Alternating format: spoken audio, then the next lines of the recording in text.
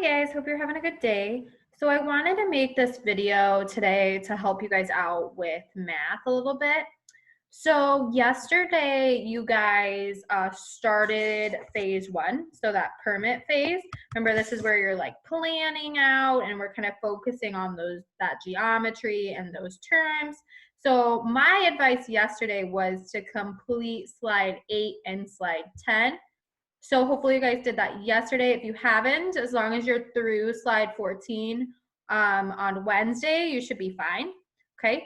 But today, I would advise you to complete slide 11 and 12. So I'm gonna kind of go through slide 11 and 12 to kind of show you and give you some examples on how you're going to complete that.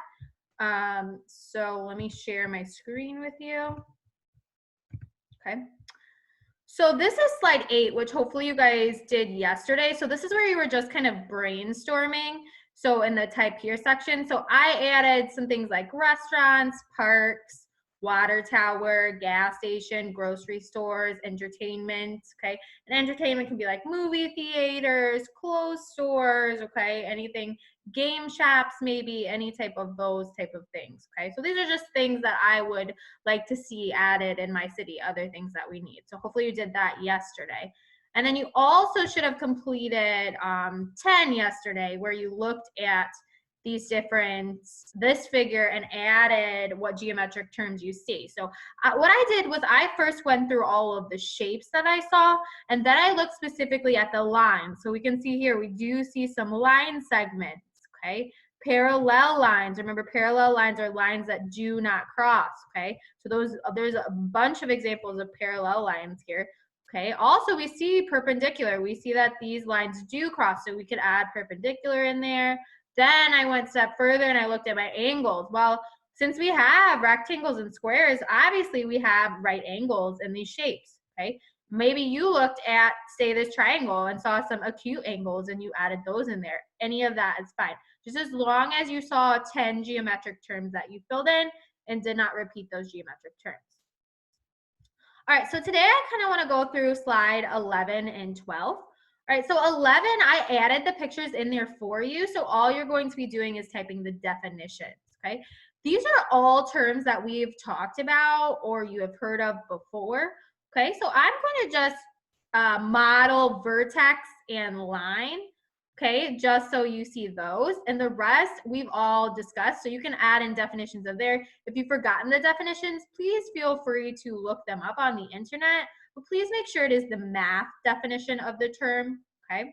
So I did square for you, a quadrilateral with 4 equal sides and angles, okay? We know that all these sides in a square are equal, okay? And all angles are right angles, okay? So for vertex, okay?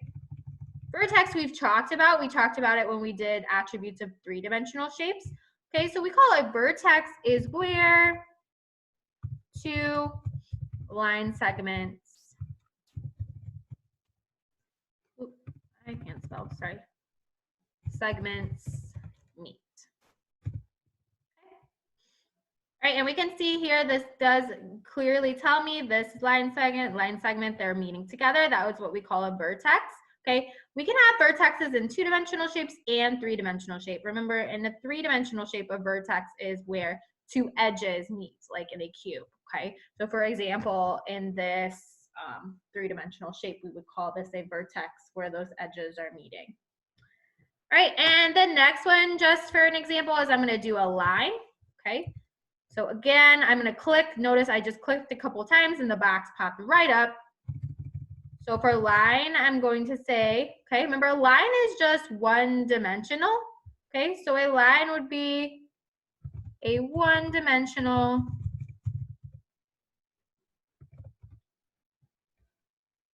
shape.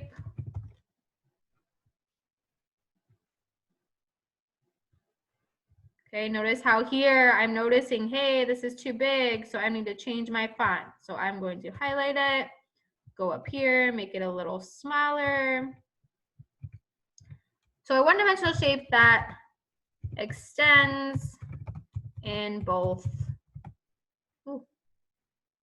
directions. Okay, and again, a little bit big, so I'll just highlight and make sure it is 12.5 so it fits. Okay, so I clearly see here that it's a one-dimensional shape that extends in both directions. Okay, and the rest of those, okay, you guys can fill in on your own, right? Again, these are all shapes that we've discussed and we know the definitions too, but if you needed to relook at them up, that's fine. Feel free to do so, and then make sure you're putting the math definition of those in there, okay? After slide 11, after you do these four terms, you're gonna go to slide 12, okay? In slide 12, I did not include the pictures, and I'm gonna show you how to add those pictures in there now, okay? So notice how I put one as an example. This would be a line segment. Remember, my definition for a line segment is a line that has two endpoints. Okay, so where a line, just a line extended forever, a line that has two endpoints is called a line segment. And we can clearly see that in that picture here. Okay, so a ray, remember a ray that has one endpoint and another that extends forever. So I'm going to put, my first thing I'm going to put is my definition. So I'm going to say a line with one endpoint and another that extends. Okay. So again, I noticed it's a little bit too big, so I can highlight it. Okay. And kind of make my font a little smaller so it fits. Okay. Oh.